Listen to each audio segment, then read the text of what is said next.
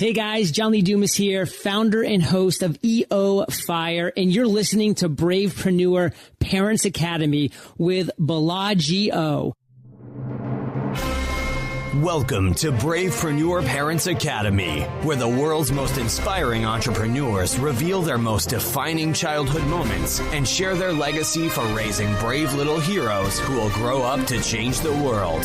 And now, he still reads comic books under the blanket at bedtime. Please welcome your host, best-selling author, award-winning speaker, and self-confessed geek dad, Bellagio.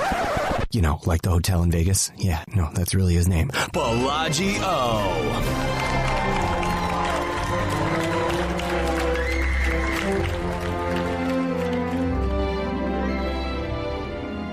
Okay, Bravepreneur family, this is a big one. This is the one we have been waiting for since the show started. She's a best-selling author, an international speaker, an award-winning podcaster, sought-after radio guest. You've seen her on TV, CNN, Fox Business News, you know. You've heard her name mentioned by Forbes, top business influencer. She's consulted for John Maxwell, the late Zig Ziglar, rest in peace, and other influential business leaders. She's lost over 100 pounds, paid off a mountain of debt, overcome depression, mother of 4 dynamic children, including the Marching Band Maestro, an amazing young man, a Broadway belle, and Little Bear. And she mostly helps people, ordinary people, lead extraordinary lives. You've got no excuses when you're in the presence of the barefoot executive. So without further ado, please help me welcome Miss Carrie Wilkerson. Carrie, welcome. Thank you, Bellagio. I'm going to hire you to go on the road with me. That was the best intro ever. That was awesome. And, you know, I'm sitting here, I have tears in my eyes at the way you introduced my kids. I mean, as a parent, I'm used to talking about them that way. But wow, to hear somebody else brag on my kids like that, my eyes are all welled up right now. That's ridiculous. I'm such a mama. Your kids are impressive. I just heard Catie belt out Tomorrow from the Broadway play Annie, and I think this is from 3 years ago. Yeah, that was her first role. She auditioned for one of the orphans, and she got Annie as she had just turned 8. And I remember, now this is what a mama I am. Okay, so this true story, biggest keynote of my life at that point, 13,000 people in Vegas, and it was opening day. So I literally gave my speech. I told them while I was speaking to them, I normally love to hug your neck, sign your books, but I've got to literally run to the airport because I'm barely going to catch my flight. I need to be there by curtains up. My baby girl is Annie. I got there 20 minutes before curtain. I put on her makeup. I curled her hair. And I'm sitting there. And who cares that I spoke to 13,000 people that day? I'm sitting there knowing that she's got pitch and knowing she's pretty good. We're a very musical family. But honestly, when she opened her mouth to do Tomorrow, I'm just a mess. There's no microphones there. It's a packed house, and my baby girl owned it. She just owned it. And I went, wow, that's a God-given talent. I now have a responsibility to make sure she has the resources and the flexibility to develop that talent. So what I thought you were going to say is that you saw my announcement. She was just cast in Frosty the Snowman with Casa Manana, which is our equity theater in Fort Worth. It's kind of a big deal. She's doing 38 shows between Thanksgiving and Christmas Eve. She's doing 38 shows because literally as I sat there and watched her sing at 8 years old, I said, this is a responsibility of mine to make sure she has the opportunity. So that's the kind of mama, you know, when we talk about being parentpreneurs, it's rarely about the money. It is about the flexibility and the opportunity and allowing our kids to explore these things. Now, what I'm not saying, parents, is my kids don't explore every little thing. I limit them to their one gifted ability. So Catie does musical theater, which means sing, dance, act, all under that one umbrella. Baby Barefoot is now has her sights on being an aeronautical tumbler. And so she is in tumble. That's her thing. The Marching Band Maestro, my daughter Emily, is a sophomore in college at the age of 18, and she's studying music therapy, a marching band. So, they all have their one area of giftedness, and I encourage them to focus there. But then, you know what? There are no limits. If this is what we need to do and they work hard at it and persevere, then I encourage that. And I've designed my business and my life around that, truthfully. That is amazing. That is amazing.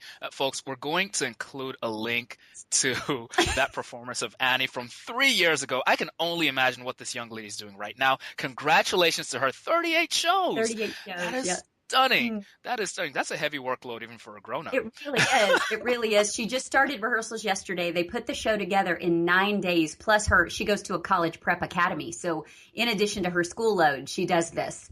And she's a pretty impressive kid on how she juggles all that. So there's a theme that I see not only with how you're relating to your kids, but also, Carrie, with how some people related to you coming up. It's the importance of validation. I wonder, Carrie, if you could tell us the story of Mrs. Molly White, your first paid gig. Tell us about that. Molly White was my junior English teacher in high school.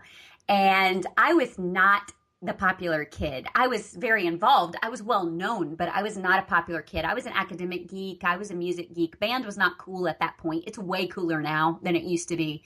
Small school. I was a preacher's kid, so I had a target on my back. My mom, I wore all homemade clothes. My mom didn't allow me to wear makeup. I was a fashion disaster. You name it. It all was wrong. But I was a singer.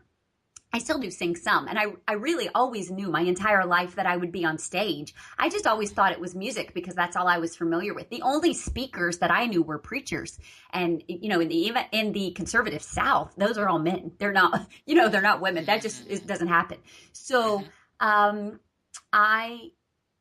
day my English teacher called me aside and said, I need to ask you something. And usually that means you're in trouble, right? And so she said, my husband is a Mason. And I was familiar with that because my grandfather and my great uncle were Masons. He's a Mason and he has an officer installation in a couple of weeks. And it's very formal. It's a very big deal. And we would like for you to provide the music for that. We would like for you to be the entertainment. And I was blown away. Now I love to sing. I never said no, but so that was validation, right? Validation step 1 was the ask. Validation step 2 was she actually wrote me a check. She paid me.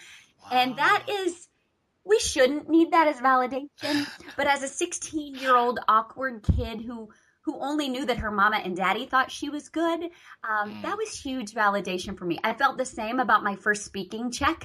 That was huge validation. Felt the same when Zig Ziglar said to me, Carrie, people are hurting and you're an encourager. You need to encourage them. And that was validation because, that's such an intangible thing and yet such a concrete thing that we all need. So that's validation and it's huge. Do we need the medal? Do we need the tangible proof? Not necessarily, but it sure is nice to have. It's something nice you can pull out of the drawer and look at, when you're having those days that we all have, that we question our gift or question our occupation or question our progress. Carrie, you had a lot of opportunity to question your progress early on in your entrepreneurial journey. We all go through struggles, whether we're entrepreneurs or not. And you certainly had your share of them, from dealing with depression to finding the new normal, learning that your son had special needs, to conquering the mountain of debt, to going through failure after failure to the point where you wanted to go back and get a corporate job. Could you maybe, for those not familiar with that phase of your story, Carrie, could you maybe take us through that period of your life and how you were able to get through those tough obstacles? Yeah, and the reason I tell those stories is not to brag on myself. It's to say, listen, I was such a hot, messed up mess that you guys should have it easy. Because hopefully, you'll learn from that. I'm reading a book by some ex-Navy SEALs, and it's called Extreme Ownership. And I loved in the introduction, they said, we don't tell these stories to boast on ourselves or our brothers, but so that we don't have to reteach these lessons in blood. so that you can learn from our scars. Sorry, it was very moving. You can learn from our scars. We don't have to reteach it in blood. Listen to me. I would love for you to learn from my scars so that you don't have to learn this in blood. Now this is crazy. I've lost over 100 pounds more than once.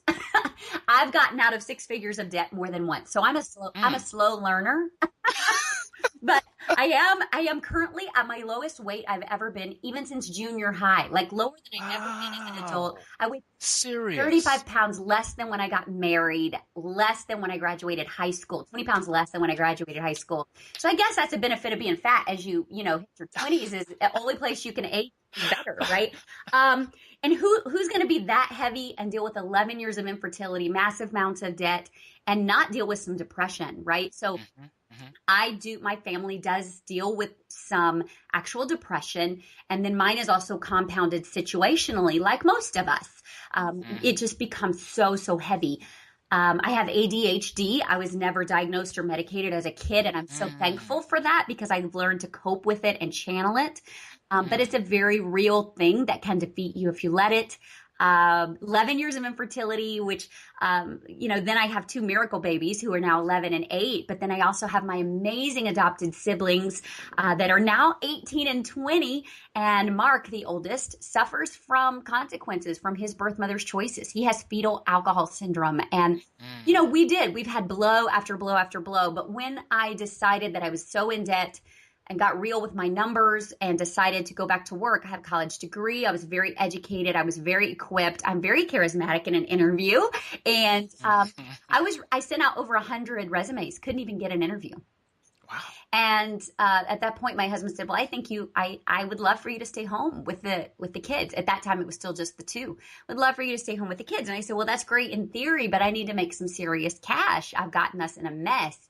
And he said, just give it 3 months. Just pursue this one thing, this one ideal we talked about. Let's just give it 3 months. Give it your all for 3 months, Carrie. Your all is so different than everybody else's all. Give it your all for 3 months and focus. And then if it doesn't work, we'll talk about it again. And sure enough, that's what turned the ship around, was that 3 months of focus and intentionality and perseverance. Now, the weight, when people ask me how I've lost the weight, it's taken me 15 years, people. Come on, 15 years, 2 pregnancies, lots of life in between then and now. There is no quick fix. There is no overnight success, but you can turn the ship around and you can make different decisions every single day for sure. It's just what we teach our kids to do. And a lot of us are great at teaching our kids amazing, intentional things of fortitude. And then we turn around and go sit on the couch with a bag of chips and watch our show. I mean, it doesn't make any sense. And my kids are amazing kids, not because they've watched me, but because they've watched me and I've taught and been intentional, and I don't expect anything from them that I don't also do myself. And I think that can be a difference. That's such a powerful thing. I've been reading a lot, Carrie, about this thing called grit. Yep. The power of perseverance and resiliency and tenacity, and how it's so relevant for us parents, because it's funny, my parents still do this to me today, my mom especially. She doesn't want me to go through any difficulty. Right. She doesn't want me to go through hard times. It's one of the reasons why she really pushed against me being an entrepreneur. It doesn't feel safe. Now, I know you talk a lot about how staying in a corporate job and relying on that isn't the safe that it used to be. Right. But our parents think so. Our parents still think so. Now, mine have had a 16-year education to the contrary. But at first, they were the same way. And then they were the same way about, well, don't let your company get too big. That's for the other people. Don't get greedy. That's for the other people. No, you don't need a housekeeper. That's for the other half. Now they've come around. They've come around like my kids. My parents are the biggest entrepreneur supporters ever. My mom is an entrepreneur. My dad has an entrepreneur mindset, but he explored his through the military and through ministry. But our parents want to keep us from unnecessary suffering. But let's go back to grit for a minute. I don't know if you've seen my new hashtag. My new hashtag is Carry On, and it's spelled like Carry On. And that's what it is. Yes, so I've created, as a matter of fact, my next book proposal is based on the Carry On concept, and it's the resilience factor. Yes. That's the working title. The resilience factor, how to carry on when life doesn't go the way that you planned. We can whine about it, or we can figure it out and win about it. we have a choice.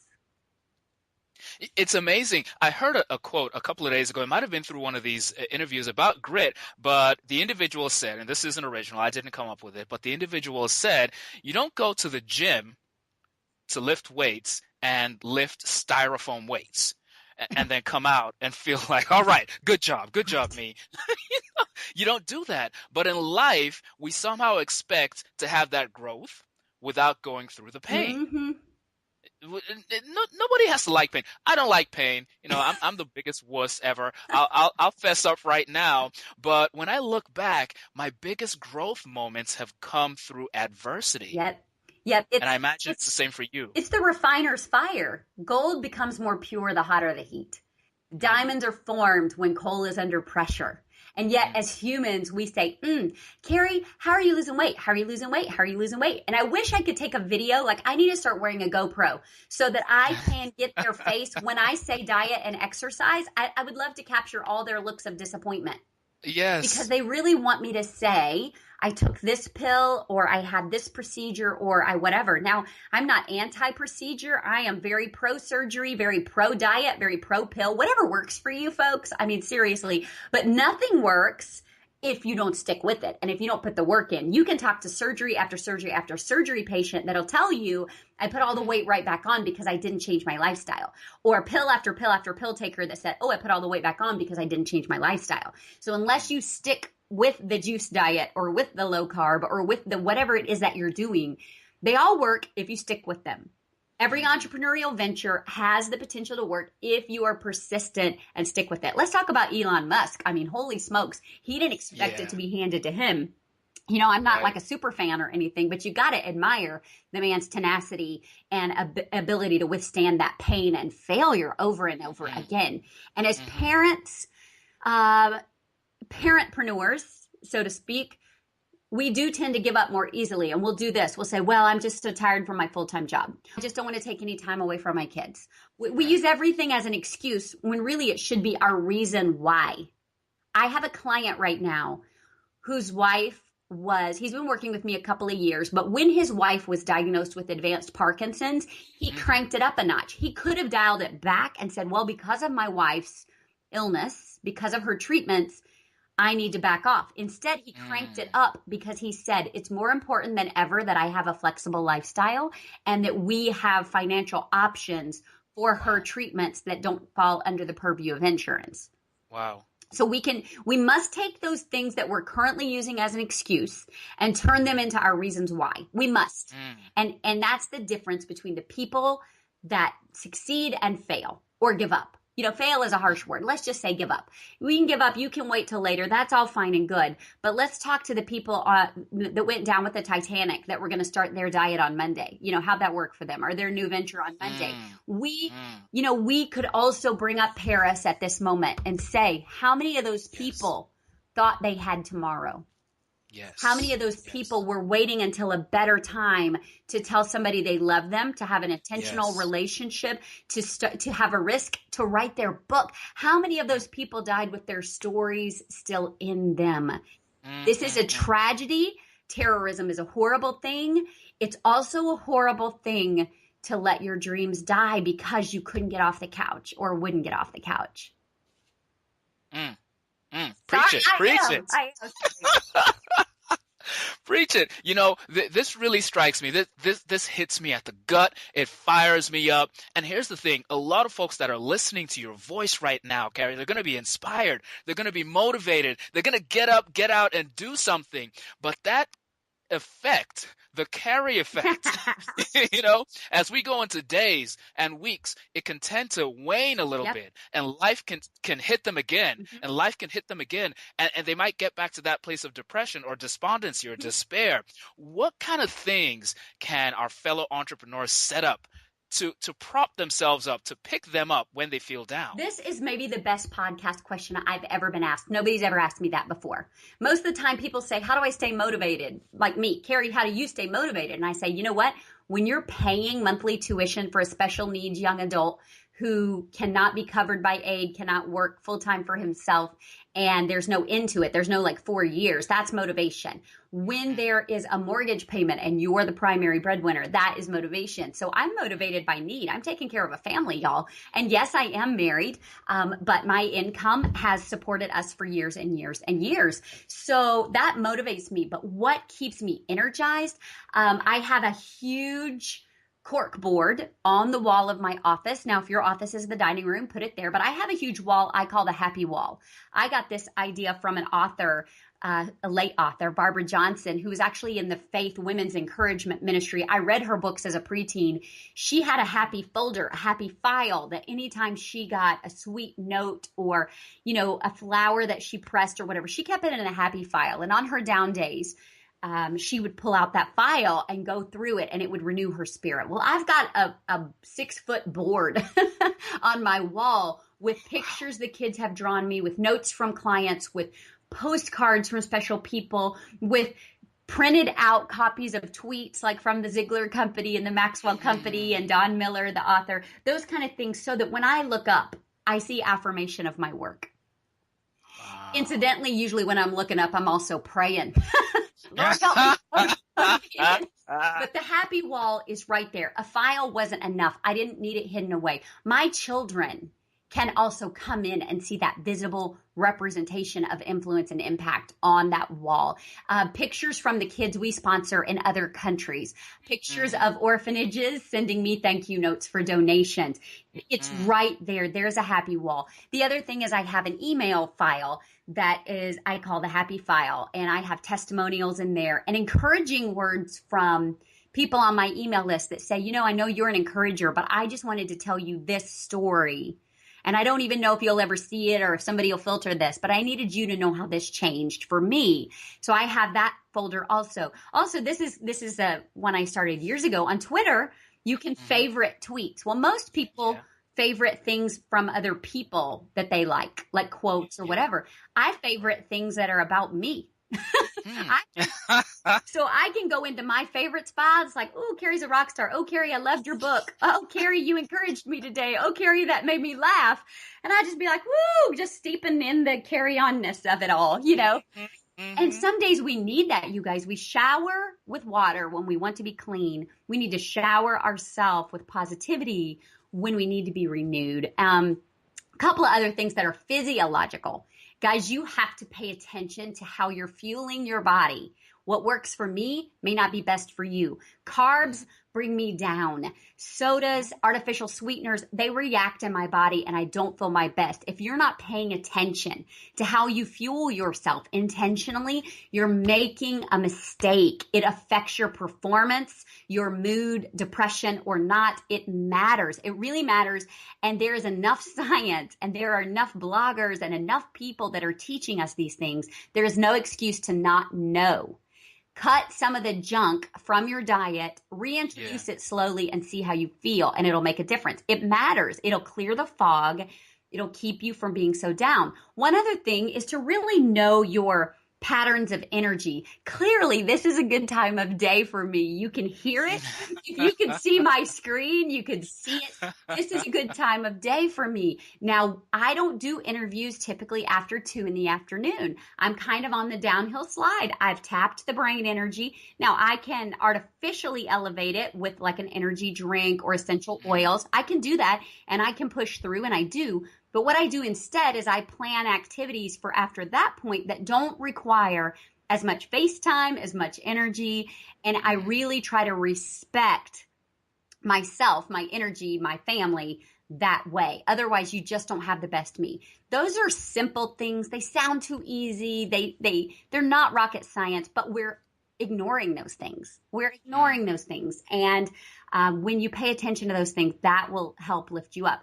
You also cannot dismiss, if you're a person of faith and you're not in the Word, that's a mistake. You need your daily dose of discipline from the Lord. If you're not a person of faith, then I would recommend or suggest, some positive reading from a leader that you respect, or a meditation or a gratitude journal. These are all ways to feed your brain, your heart, your spirit, so that you're not constantly tapped and drained. Being an entrepreneur can be very draining. Being a parent is 24/7, and we all know that. So you can't pour from an empty cup, right? We have to keep ourselves filled up. It doesn't have to be selfish. It doesn't have to be to the detriment of our family. But those little things really do make a difference. And then last but not least, for sure, is you have to be super careful about who you're spending time with. Hello. There we go. And hate to keep reverting back to faith, kind of not. But the fact is, we're commanded to not forsake the assembling of believers. Well, that is so powerful, even in business. If you are a business person, you need to know and intentionally be connected to other business people. If you're a parent business person, you need to know and be intentionally connected to other parent business people. There are a lot of mentors and leaders and thought leaders and gurus that have never had a meaningful spousal relationship or long-term partner relationship or children. Their primary person in their life is themselves. How are they going to resonate with you or minister to your spirit on how to balance with your kids when they don't get it themselves? You have to surround yourself with some like-minded people that will lift you up. My mama used to teach me this way. She'd say, Carrie, stand up in that chair. Is it easier for me to grab a hold of your hand and for you to pull me up in there with you, or for me to pull you down? Wow. That's the people around you. Now, we cannot at this point change who our in-laws are. Well, we can, but it's messy. We cannot at this point change some of the core people in our life, but they don't have to be invited to do life 24/7 with you. You can choose to either attend some events. Don't go crazy, be an event hopper. To listen to powerful podcasts. Again, don't get crazy and addicted. Just have some moderation, y'all. And then to maybe attend your chamber of commerce, or maybe find out who in your school, who are the other parents in your school that have businesses. At our school, even though it's a small school, we have several that are really great business owners. They feed me. They get me. When I complain about schoolwork, they know what I mean. They know what it means that it's into work time. Right. So we have to be around people who get us, who understand us. And there's no better feeling than walking into a room and being able to lower your shoulders and exhale and go, these are my people. These people get me. They get me. And it's not always going to be your family or your best friends. It's not. If you keep growing and changing and evolving, it likely will not be those people. Not that they're not supportive, but they don't get it. They don't live it, breathe it, juggle it. They don't necessarily get it. So you need to find your people too. Powerful, powerful. Carrie, I want to talk about two things you cover in your book, The Barefoot Executive: mentors and masterminds. You just touched on mentors briefly, and you blew my mind with that perspective right there, in terms of mentors that understand good, positive spousal relationships, positive parental relationships. Be careful who you follow. But I was talking to a colleague recently who said, she's really looking for some guidance. And so I suggested, hey, do you have a mentor? Number one. Number two, do you have a mastermind? And she said those things cost money. Nope. So I said, okay, well, hold off on the mentor for a bit. Let's talk about masterminds. So, Carrie, can you help folks out there who understand the value of mentors and masterminds but don't know where to find them? Yeah, and so let's first talk about the no-cost option. I've had a mentor since I was in 7th grade and didn't have a dime, and my family didn't have a dime. I studied Zig Ziglar. Can I talk to you about the Gutenberg press? It changed everything because books. So I studied Zig Ziglar. And you met Zig Ziglar later in life. After I studied him for years, then I became in business. I said, you know what? He's in Dallas. He's just a normal person like me. I'm going to call the office. And see, if I can meet. He had a Bible study once a week at the office. Anybody was invited. I called Tom, his son, and said, this is who I am. He goes, oh, we know who you are. Stop it. No, he did. We know who you are. Why don't you come in? I'd love for you to meet Dad, and we'd love to have you on the Skycast. And then through that, I actually had him on my stage and spoke at my event and actually had an informal mentoring relationship. But I consider myself to have been mentored by him since 7th grade because his words were in my head. If you cannot afford a paying mentor, buy a book, go to the library, get a book. There really are no excuses, folks. Free podcasts, get a mentor, pick one. who can resonate with your values and get their voice in your head. I've had Zig Ziglar's voice in my head talking about positivity, goal setting, and sales techniques since I was 7th grade. 7th grade. So you have no excuse. John Maxwell, read his materials when I was in the sales career. And then when the time came right, somebody said, oh, I'm working on a project with John Maxwell. I said, well, that's awesome. I need you to introduce us. And I would love to too. How can we make that happen? Shared a stage with John Maxwell. He came to hear me speak, shot a video testimonial about my speaking, said I'm the most effective communicator he's met at communicating with my audience, not at them. And, those opportunities don't just fall into your lap. You pursue those. But I started by reading his materials and subscribing to his tape club. That dates me, right? Tape club back in the day.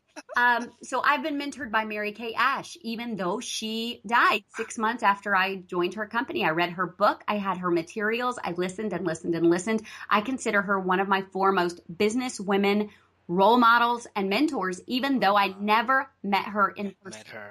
Yeah. Ebby Halliday. I mean, come on, folks. There's so many mentors to pick from. I would love people to say, Carrie Wilkerson is my mentor. I prefer you call me your friendtor because I would love to also feel like you're connected with me as a friend. So listen to the podcast, watch the videos online. That's why we do them. Read the book. But if somebody says, oh, I can't afford a mentor, and then they can't bother reading a book, or reading a blog or following somebody and paying attention, then that's just laziness. A mentor is not to drag you along. They're not to hitch you to their wagon and pull you. There's somebody to lift you. And a mentor doesn't also have to be like a meet for coffee once a week. I know we read those stories in like Harv McKay, Swimming with the Sharks, and all these old school books that are good books, but that kind of relationship can be a drain on that person too.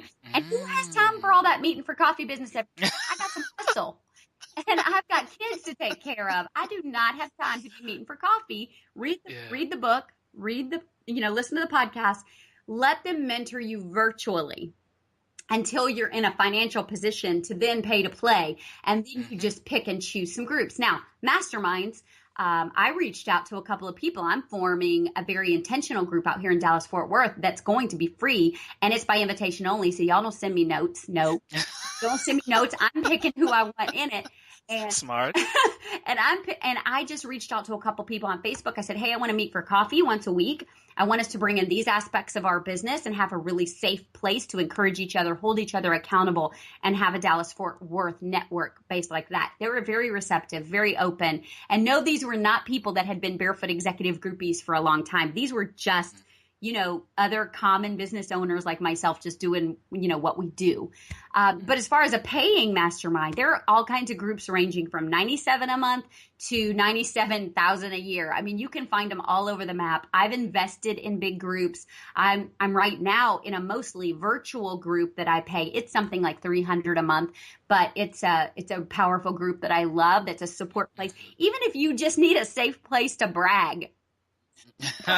Yeah. A safe place to go, I just spent all day doing a new video shoot, and it's like turning in a book manuscript. It's the most painful yet most exhilarating thing I've ever done. I may have to set it on fire. It may all be trashed when it's done, but at least, a safe place to do that.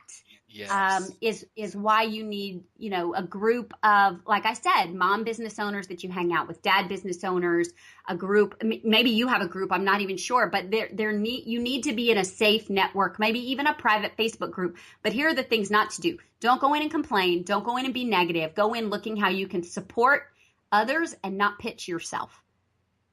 That's key. Boom. It's key. Boom. Yeah. Don't be that guy, right? Don't be that guy.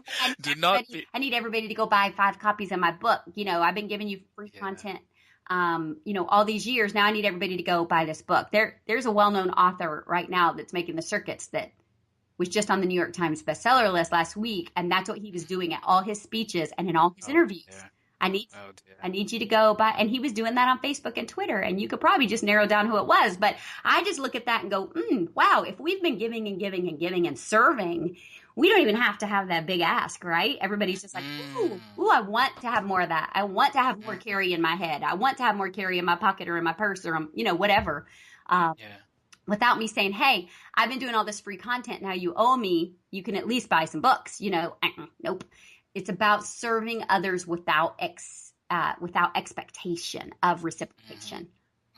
She is definitely a preacher's kid. She's been lighting it up for the past half hour. I'm just going to cut it off right here because I promised her 30 minutes. We've gone 35. We want so much more of Carrie, but you guys can follow her online because if you thought she was giving a lot in this interview, you don't know the half of the Barefoot Executive. This has been amazing. Carrie Wilkerson, thank you so much. I've got to ask you one more question. Sure. Usually we put folks through the lightning round. Okay. I'm only going to ask you one question out of the lightning round, and that question is this. Carrie, as a child, who was your favorite superhero? My dad. My dad. Comic book heroes and cartoons didn't appeal to me. My dad makes me emotional. My dad was in the Coast Guard. He was in search and rescue. And he didn't wear a cape, but he wore a shield, and I felt like my dad could do anything. And I still feel that way. And he's 77 years old. My dad was the only superhero that I ever needed. I always felt like there was a certain disingenuousness about other superheroes. They either had been gifted some magical powers or were born on another planet. But my dad was born on the same planet as me. And he had all the powers that he pulled himself up by his bootstraps and created those powers himself and with the help of his creator. So, that's probably not your standard answer, but it is what it is. And my dad was my superhero. People give me grief because I've never seen any of the Star Wars. And because I don't know who's Marvel and who's Fantastic Five or whatever those are called. All right, we're just going to stop you right there. Stop digging. I get a lot of grief for that. And I go, you know what? When you're living in the house with my dad, you don't need another force. The force was strong with that one. I was good with that. I love it. Yeah. So I was good with that. Incidentally, now this is the biggest irony. A kid I went to high school with in my little bitty small town was always drawing comic book characters that he made up on his book covers and didn't want to do the work. And I would say, Johnny, this is what you're created to do. Nobody doubts that. Now, this is me as a 13, 14, and 15. Oh, my God. There's no doubt that's what you're going to do. But Jay, you got to get your diploma first. We got to get you out of school first. Let's get our assignment done first. And he was amazing. And, I looked him up a few years ago. It's been 25 years since I saw him. Looked him up about 5 years ago. He's the head comic for Marvel. And he has... out. Listen, and he's created the whole comic series and movie posters for the new Star Wars that's coming out. So he's got a big art exhibit in New York right now, and it's like a Jedi art exhibit. And he says, "I know you don't know who any of these characters are, but you just got to come." So this is my friend from high school who's now like the main illustrator for Star Wars. How funny is that? And I'm like, I don't know who they are. That's crazy. I don't know who they are, but I'm gonna come support you just because I always knew you were gonna be amazing like that. But Star Wars, really? Couldn't we be doing Wonder Woman or somebody? There you go. So my dad is my superhero. You guys can have all the rest of them. I'm sure they're great too, but not near as great as Robert Owensby. He calls her daughter. We call her friend-tor, best-selling author, international speaker, mama. This woman is amazing. Best conversation I've had all year. Oh, thank you. Thank you. Folks, this has been the Bravepreneur Parents Academy. You have no excuses. I'm sorry to do this to you. Let's blame Carrie Wilkerson.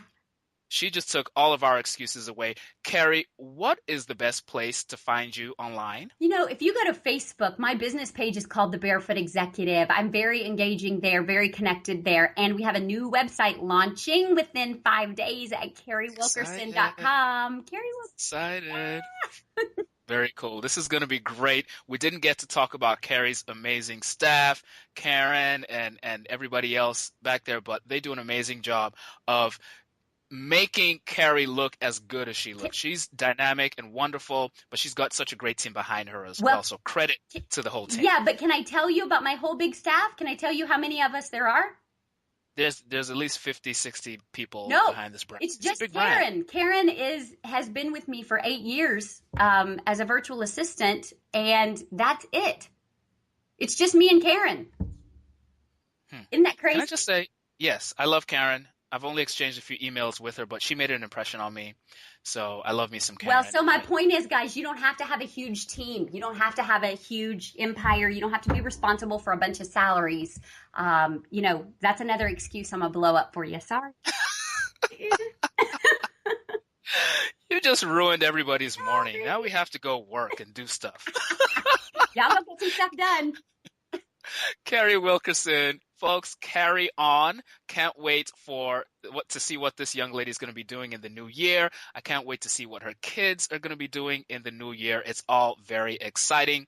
All right, we will see you same time, same place tomorrow on the Bravepreneur Parents Academy. Until then, up, up, and away! Thanks for supporting my dad's show. If you like what you hear, please subscribe to iTunes. He said hot chocolate is for closers. If you don't subscribe, I don't get hot chocolate. I love hot chocolate. Fear not, although this chapter of Bravepreneur Parents Academy has come to its conclusion, we have many more adventures for you and your brave little heroes. Head over to bravequest.me for access to the Brave Quest Journal, an interactive activity playbook that rewards your little ones with points for accomplishing tasks that build character and unleash your child's inner superhero all before bedtime. We look forward to having you join us for more adventures next time on Bravepreneur Parents Academy.